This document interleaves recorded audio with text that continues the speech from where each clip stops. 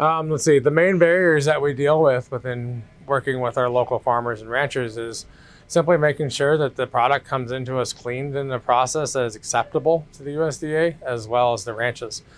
So when we've been working with the local ranchers, we have to ensure that the butcher shop that they take everything goes to has a USDA inspector on it and comes to us stamped, labeled, and ready for resale.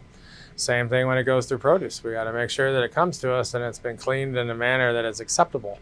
So most of the sustainable processes that we use, we require that they use groundwater or well water versus stream water because we can't guarantee what's in that stream water.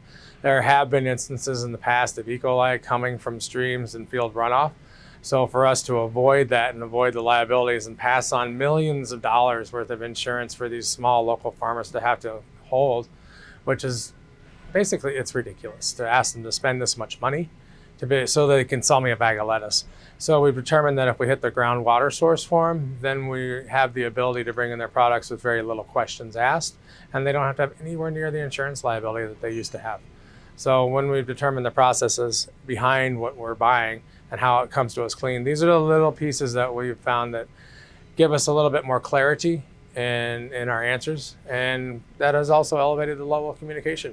There could be some holdups that come in with your particular institution, but it's worth the fight and it's worth the battle. And if you go down and you sit down and you do the research, it's pretty quick. It didn't really take a whole lot to figure out that it mainly came down to groundwater and USDA inspections.